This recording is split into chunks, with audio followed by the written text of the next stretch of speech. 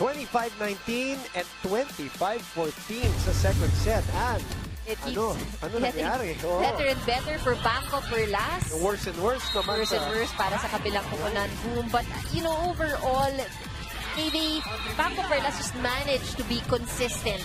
You know, doing the same thing that they did in the first set that worked for them. So, nakita naman natin ang kanilang service. May karga pa rin. Jem Ferrer continues to distribute her sets amongst all of the players. So, talagang wala kang makikitang player ata on the floor na hindi nabigyan ng set. At yun yung naging malaking advantage nila. I think on top of that, there were some adjustments also when it comes to defense. Kaya hindi rin nahirapan si Jem maghabol ng bola. Jem had a wonderful time today. You know, lahat ng pinupuntahan niya ay talagang hindi siya napapaya. There are days na ganun talaga nangyari. And, that's right. And that's why, if you look at their stats, boom, 16 attack points para sa Perlas Spikers. 9 lang ang nagawa ng Air Force Lady Warriors. Services, ito pa rin. Binanggit natin yan kanina. 3 points from their serves para sa Perlas Spikers.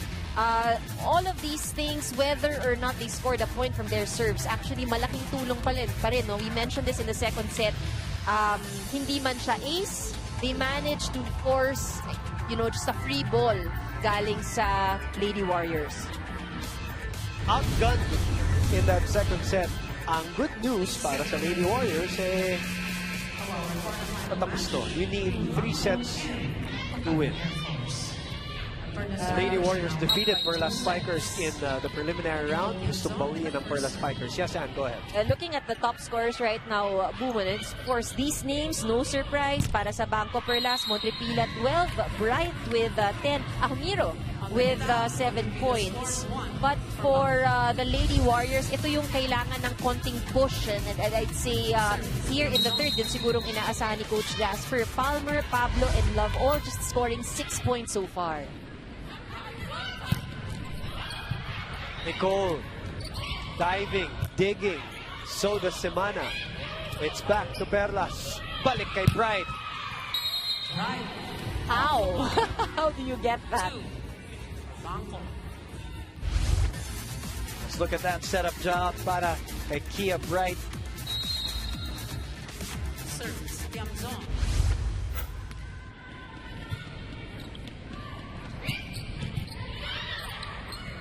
Balik sa likod. Yu delivers from the other side. Sabi. Simpleng-simple lang. Maliit na bagay para sa kanya, but you know, the speed and the power, ano, yung pag-land ng kanyang opensa, that makes it really difficult even for the defenders to read where it's gonna land. Her 5'8" frame is deceiving. Definitely. In the meantime, the UAP Season 77 Finals MVP, napakaganda na linalaro dito, Amy Ahumiro. What's good with BanKo-Perlas, you know, in this match, sabay-sabay silang lahat na nakaangat yung laro. Minsan kasi you'll see, there's 6 players on the floor, merong 3, merong 4 na maganda yung laro, may dadaling iba. But in this case, everyone, they're working like a running like a well-oiled machine. In the last 3 games, but almost 4 games na to. Remember, they are on a 3-game winning run going back. Now, even if those 2 wins don't matter anymore sa preliminary round, yung may dinadala siya. 5-0. Again, another hot start for the 3rd consecutive set. And Love finally getting a point para sa kanyang kupunan, the Lady Warriors. And it's time for us to go back to Denise Dinsay. From elevator to walk-a-lator, biro nga ng Perlas Spikers, nag-adjust si Ella De Jesus sa kanyang new role bilang libero. Now, Ella also has her own Father's Day story na talagang mapapang, kayo, Boom and Ann.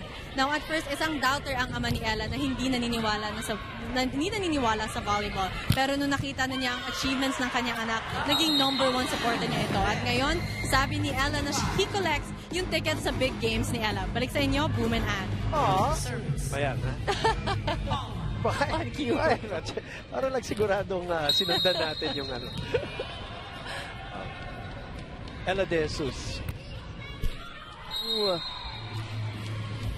Yan naman, these errors, again, kung ang sinasabi natin sa BanKo-Perlas, lahat running like a well-oiled machine on the side of the Lady Warriors. It's consistency. Yun yung nakikita nating problema nila ngayon. Skill-wise, there is no question. But they haven't been consistent so far in this match. It's a rare service error para dito sa Perlas Spikers. Good for the Lady Warriors boom. Oo. Oh, they haven't had a lot. Ito, marami ng konti. Oo. Hindi ba huli ang lahat? Kanina, lamang na 5. 2 na lang, 3 na lamang ito. Amy na naman. Yeah, so people forget, she is a finals MVP. Working with a former UAP best setter also. I think it was season 77. I think it was a season, and correct me if I'm wrong. Siyempre, magkasama tayo niyan. That was the year that they went undefeated. Yes, I think so. Oh, I believe so. If my memory... Pati sa finals. 14-0, and then 2-0 in the very the strong finals. lineup. If I'm not mistaken.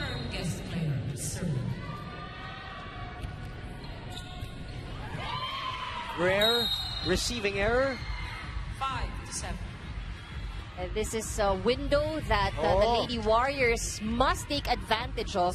Yung mga errors na yan na hindi masyadong nakita in the first 2 sets. If you're a fan of the Lady Warriors, kailangan kapit lang, kapit. Yan. Jen used to do that so well.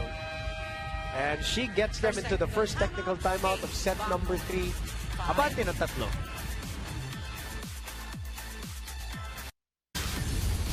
PVL on ABS-CBN is available in high definition on SNA HD channel 166 and Liga HD 183. Talked about Amy Ahumiro, and we also talked about the development of Joy Dacoron. And kaya naman gumaganda ang laro nitong Perlas Spikers in support of Kia and You, their imports. And we've talked about how balanced the game is for BanKo-Perlas. Ito nga, ito yung sinasabi natin, well-rounded effort. Dacoron contributing 8 points. Andyan din si Amy Ahumiro doing very well also in the match at hand with 7 points. And itagdag mo pa yung nakausap natin sa pregame. Oo. Si Tiamzon, been playing very well. Definitely. So, ang ganda na sabay-sabay sila all performing well. Number 15, Kia Bright. Kia Bright serving 8-5.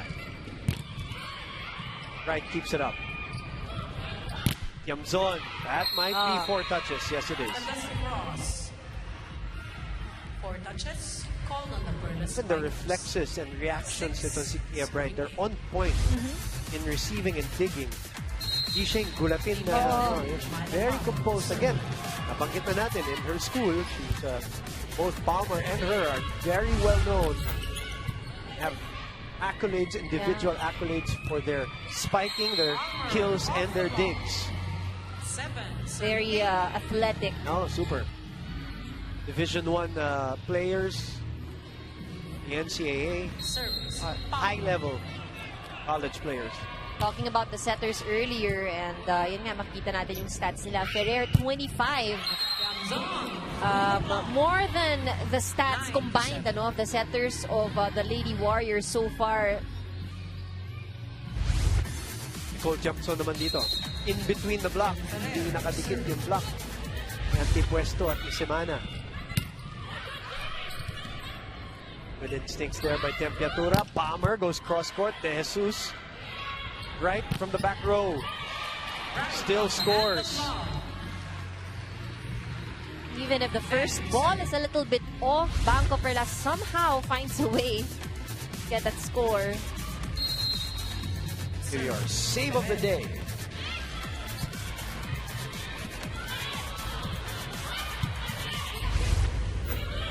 Montepela out. Ball is out. Sayang. A while ago, I was looking at her stats. Napakaganda ng, kung baga sa school, magandang grade nitong si Montepela. 100% success rate siya sa opensa. But, that error, medyo nabahira ng konti. Dalawa lang to, Okay. Gotta keep fighting if you're the Lady Warriors. You're only down 2 here. Give yourself a chance. Down 1. Palmer. Return to sender. 9-2. They just need to get through this hurdle of being behind. Yun ang naging problema nila buong first two sets. Masyadong malaki. First two sets, masyadong malaki. May pressure ka ng humabol. Hindi na nila naabutan. Minsan, too late na, no? So, this time around, you need to change the way they play. And instead of catching up, they should be the ones dictating the pace of the set. Kaya na natin di nasasabi to, tabla tayo. 10-all. Alam mo, may lesson yan yung sinasabi ni Coach Jasper, and you know this as a player, former player, and a former champion also, and na parang pag sinabihan ka talaga na kumapit, you know, hindi lang salita yan eh. Hindi lang kasi we hear that in volleyball a lot. May lesson din eh. Sometimes when you just keep fighting, in volleyball, biglang yung fortunes, di ba? Minsan, Switches right away. ang bilis eh. Can't give up. And right now, all of a sudden, abante ang Lady Warriors. One, you're blocking it short. Okay? Blocking it short. Sige. Let's go! Girls, don't let them come back! Sisimana yung blocker doon. One, two, one. Yes! BanKo-Perlas! Go, Chi! Coach Dong calling that timeout dahil among na. Actually, now that I think about it, it's the first lead of the Lady Warriors in this match because they were down 8-1 in set number 1. Diba? They were down 8-2 in set number 2. At We saw that same pattern. But ito yung kailangan nilang ingatan, ano? But I'm sure BanKo-Perlas won't allow that. Pero ngayon na nakakuha sila, kahit isang puntos lang na lead boom, what they need is to work on getting in more points. Hindi sila dapat magpauna na ganun kalaki. Coach Dong called that timeout and made sure that diba sabi niya, maliit yung Blocker short, niya, which was Wendy and Semana. Miscommunication. Semana. Oh, it's a good play. I don't know, it might have been a mishit still, pero Naga-smiling, but it's a point. They will take it. parang Medyo mababa. Tama. But it's a point, yeah, and you'll take anything right now. 12 serving 11. The blocking of the Lady Warriors has also improved, and Turn back. So, there's life in the team. at I think sinasabing kapit lang. Minsan ang importante end game eh. End game, you may have started slow, mahirap kumabol. Yes. But, if you win, mas masarap din yung pakiramdam. Right, and it gives you confidence. Another play given here at nagulat. Yukia Bright with that Ariel Love attack, and it's a 3-point lead. Rice Stoner says Perlas Spikers are just too strong. Well, right now, silang nakakaramdam dito sa Lady Warriors. Clyde Andres Zaporo saying he's watching from Cavite. Go for the win, BanKo-Perlas. Lakas ng... And the real says Kia and Montepilas offense is really high peak. American and Thai plays are here. Rally still ongoing. At nakikita mo, and ngayon na lumamang, ngayon na nandyan yung gana, everything is working. Their blocking is better, yung hapol nila sa bola is better, the energy, the Body language is different, eh, no? very different. But maybe that's all they needed. They just needed to get ahead of BanKo-Perlas. Ooh, But no blocker. The lesson talaga there, as Love, I think, trying to shake off like an ankle twitch. The lesson really there is, yung kapit na yan, napaka-importante. You really have to keep staying close, as Zia Vasio is now in the match for the Perlas Spikers. And for this level of play, it is a test of character for these players. I mean, we're talking about experienced players, a selection of the best from their respective colleges. For the first time, we get into a technical timeout. Abante ang Lady Warriors.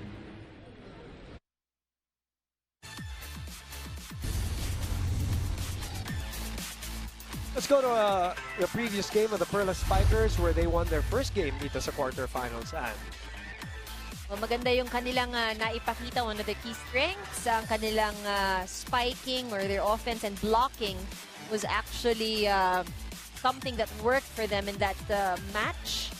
But what's good is that in that game against Fighting Warais, yung kanilang aces hindi ganun kataas. But in this game, nakita natin yung talagang kanilang pinanabaho. They scored a lot from their serves. If not scored from the serves per se, paulit-ulit ko itong sinasabi, nababasag nila yung play ng kanilang kalaban. 16-12, nagkabaliktaran na po. Abante ang Lady Warriors ng 4. Pero they're down 2 sets to love here in this match. Set number 3 action. Live on SNA and on Liga. Oh, nice. Oh. Nice reflexes by Amy Ahumiro. Love has been on fire. Bright. And she was on top of those blockers. 13-16.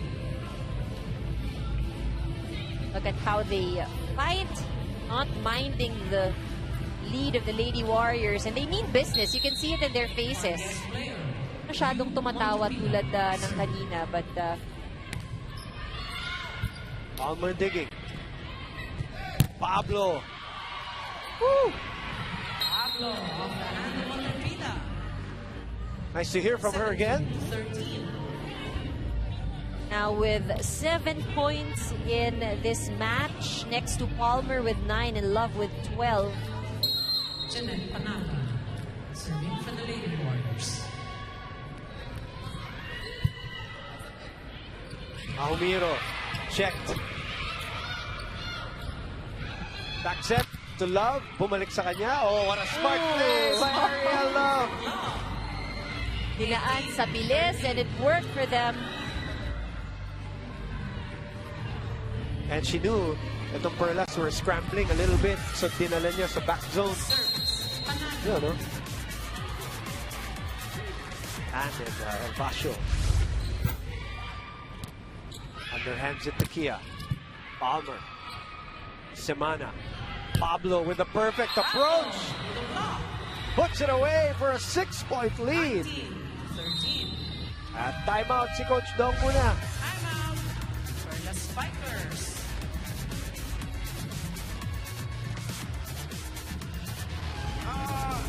Huwag na kalimutan, leading tayo ng set, no? Dito, pwede pa namin bumalik. Ano pa ito? Malayo pa yan. Basta, pagbalik natin doon, dapat mapatay natin. O kaya position na yan, dapat every set mo mapatay natin para umikot ka agad. Okay? Kawan.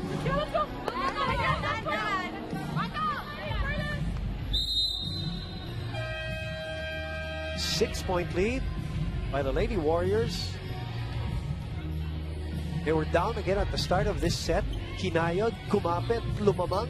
At ngayon gumanda ang pakiramdam, gumanda ang galaw sa court. Still serving the Abante na nga. Jeanette Panaga. Ooh, with the help of the net. Oh, that's in play. No, it's beyond the antenna. 20-13. Sue Roses, Fenemnas will come in 12 out, 3 for losses. Ferrer and Montripila. 10 out, 17. Emnas in.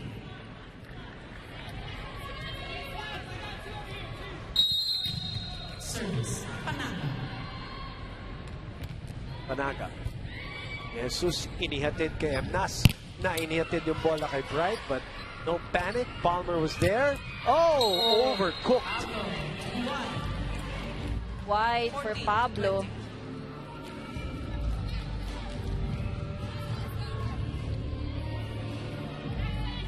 Serving 20. Amy Ahumiro. Serving Coach for Dong, gusto pang bumalik itong kanyang team dito. Back set. Trying to do it again. From si Love, Bright rolls it to the other side. Palmer from behind. Back set to Sue. And Sue contributes off the bench. The veteran. 20. How many wars has Suzanne Ross has been through? Starting from, you and I also started covering her in college too, Adam. Until now. That's the breadth of experience Yeah. that these players have. Tacoron, not the set that she wanted, pero make something out of it. The lead is down to 4. Coach Jasper naman natatawag ng timeout. Okay, timing lang sa block, ha? Nawawala sa timing, okay? Dalawa top to spiker, okay? Sa magandang receive lang, ha? Pasukan mo, Angel. Okay, ha? Kahit ano mangyari, hahabol ni, ni Wendy. Okay, ready. Ready, Myla and Ari, ready, okay? Oh, go! Ready. Taiwan was more to break the momentum than anything else. Well, they have the lead, but they cannot afford to let the Perlas Spikers get more points for this set.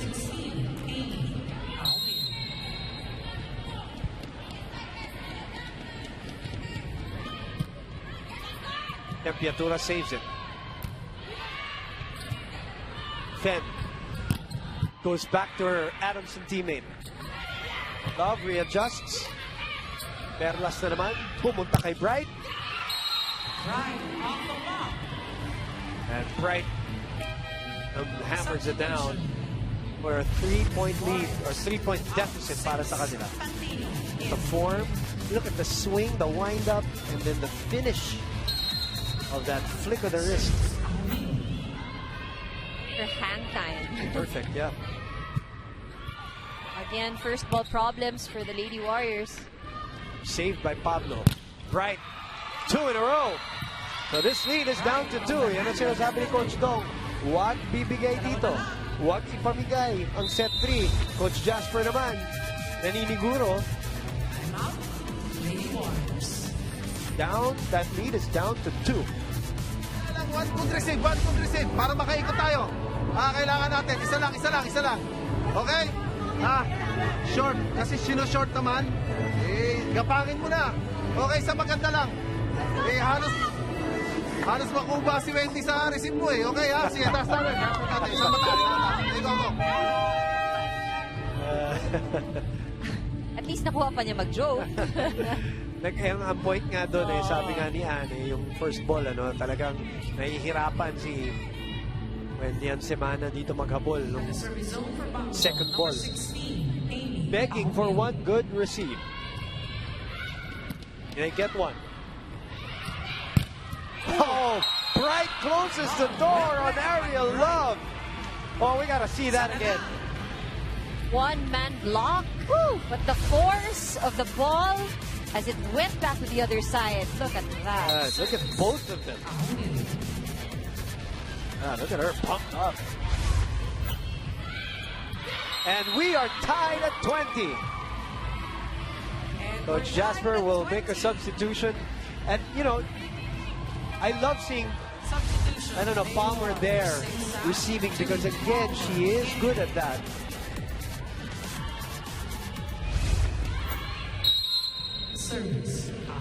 Wasting their 5-point lead now. We are tied. Back to Myla. That's low. That is low. And Perlas Spikers take over the lead. Now on top by 1 point.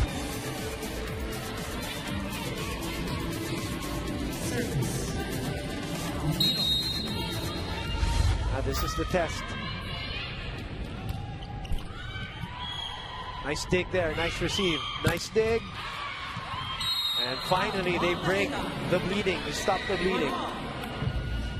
That is not yet done. Lady Warriors still has a chance to get this third set. Bukas na bukas. Ganito ka exciting at kaganda yung level. But again, what we mentioned earlier, what has been missing with the Lady Warriors, consistency. Andaya will serve, Yari Yonko also in. Into Eusebio, our second referee, clarifying the substitution patterns here with Coach Jasper Jimenez. Are they get the allowable subs? Are they?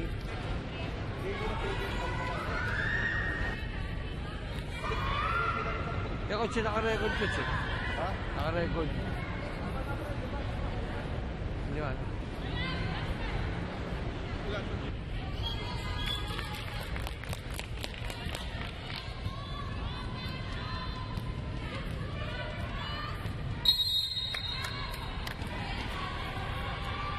So we are at 21 all. We're back to live action here. And what did you find out? So apparently, ang akala ata ni Coach Jasper no may 4 na substitution, but he's already done 5 for this particular set. Nagpalit siya ng player, but well, let's see. Meantime, back to live action dito. Matagal-tagal na rally. Ganda yung palitan. Pablo looking to end it, and she does. The Lady Warriors showing some grit here. 22-21. Very important set para sa Lady Warriors. They need everyone. Kailangan ng kontribusyon ng lahat. No room for errors as well. Serve by Andaya. Nas goes to Bright. That's too low for her. Yonko. Fascio keeps it up. Bright will sky and put it away. 22 all. Denim Nas delivering down the line, open. She goes to the back line to serve. Tabla tayo, 22. Set number 3. Chance walk. Nas goes to Roses. And was checked. Lalabas ba yun? And Oh, tinan mo. Palaba. The ball had... Mga pasok pa rin. Pasok pa rin. Not too much of the spin, but it would have landed at the end line pa rin. She would still score. The Perlas Spikers are ahead again, 23-22. Ito ang kapit din para sa Perlas Spikers. Pablo sa kabila. Jesus was there for coverage. Emnas goes to Bright from the back row. Goes for the kill. And gets them to match point. What a fight back. And look at how calm they look. Ano? Parang hindi naman sila pressured. Parang hindi naman sila nararattle. And Bright has done, a great job. Yeah. Overall, that's right. Oh. Look at that. She keeps it alive. Carvajal sends it to the other side. And that will do it. That will be a point. And a match point BanKo takes a set for the Perlas Spikers. Down 5 here in set number 3. The Lady Warriors showed some fight in set number 1 and 2, especially set number 1. Humabol sila, pero talagang kinakapos. The Spikers, though, yun ang kapit. Oo, yun ang kapit. Tama. Got the win here, and they get their 2nd straight win here in the quarterfinals. They're 2-0, 4th straight win overall, and they deal the Lady Warriors their very first loss sa quarterfinals ng inyong Premier Volleyball League. We'll be back to wrap this baby up. Pabalik po kami dito sa loob ng Philoil Flying V Center. 25-19, 25-14, and 25-22. Bumalik punta dito sa likod natin si Jem Ferrer. Pakita naman natin si Jem dito. Sadali lang. Mabilis lang. We gotta give credit to Jem Ferrer. Of course. Very, very well in this matchup. All right. 3-set win para sa Perlas Spikers. Punta tayo kay Denise Densai, who is with our best player, Kia Bright. Denise, go ahead. Kia, congrats on your win. Now the Perlas Spikers played like a well-oiled machine. What gave you confidence? Honestly, I knew coming to this game that, like you said, they're going to give us a fight. Nothing was going to be easy. Again, each player on that team, they wanted it at this point in the tournament. And just seeing like they didn't let me get any easy points. So I feel like sometimes I might have been a bit more timid and saving balls. After I realized that they were going to scrap, I was like, okay, I need to step it up for my team in these crucial moments. And you said it yourself, it wasn't easy, but 3 straight sets. Now, how did you maintain your composure? Honestly, I feel like that's something we've been focusing in practice more, just implementing more game situations, those pressure situations. I feel like we just kind of made a decision as a team that's like, we're not going to roll over, we're going to stick together. And I honestly feel like every single girl on this team has stepped up drastically, and that makes our jobs as imports easier. And the trust has grown so much over these past couple of weeks. And of course, we'd like to ask you to greet everyone a happy Father's Day. Yes, happy Father's Day to everyone out there. Again, thank you for those who have come to support us. And again, just thank you again to the Philippines as a whole for just how supportive you are to the sport. Again, I appreciate every bit of it, and this team loves you. Thank you so much, Kia, and congrats on your win again. Back to you, Boom and Ann. Denise, I think we'll have, if we can have an opportunity. Oh, of course, yes. Can we ask Kia to put her earphones, your earphone back in? Hi, Kia. Congratulations for the win and the Best Player Award. Let's talk about the start first. That first set start where you're ahead 8-1, and then the second set you were ahead 8-2. But this is like the dream start that you would have coming into this game. Where do you contribute that start for your team?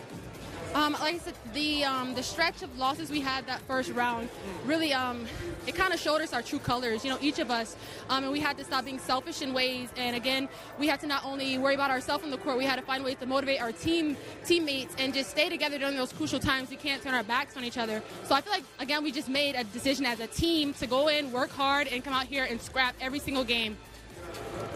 I think one of the things that you've mentioned is that you're working as a team, working as a unit, and it seems like the game today went very well because the team is gelling so well. Is there something in particular, apart from the number of times, I guess, that you guys have trained together? Are there specific things that you guys have done to ensure that you work as a unit? I feel like at this point, it's been a little bit of time since the season has started, and I feel like we're just starting to really understand each other's differences. You know, I'm really different from my teammates drastically, but I feel like they've accepted that, and they know it's nothing personal, and they know like that's just me. You know, if I'm quiet or if I'm reserved, and I've accepted them for who they are, and I feel like that's what makes it work. Like we're just figuring each other out and just loving each other for that. Well, you may be quiet, but you made a lot of noise on the court today. Yeah. And that third set especially, where you guys came back from 5 points down. Just as a last question, what were you thinking? You're down 5, you fought back and you got the lead eventually and pulled it off. Honestly, I didn't really realize the score until one of the timeouts. Like you said, we were down 5, and I just kept saying, this game isn't over, this game isn't over. And they showed that the game wasn't over. And before long, like I said, I stopped paying attention to the score and just focused on executing. I looked up again and it was tied up, and I just feel like everyone just executed their individual jobs really well, right. And that's what made it work as a team. All right, you're 2-0 here in the quarterfinals. That's 4 straight wins for you, so I think that underscores this whole chemistry thing that you're talking about and the improvement of your game. Congratulations again to your team and for being the best player today. Denise, thank you very much for your job, for your work today, and we'll see you soon. Stay healthy and good luck in your next games. Kia Bright, our best player for today. What a game she played, but we got to give credit. She gave credit, but let's single out some other players here. Amy Almiro played very well.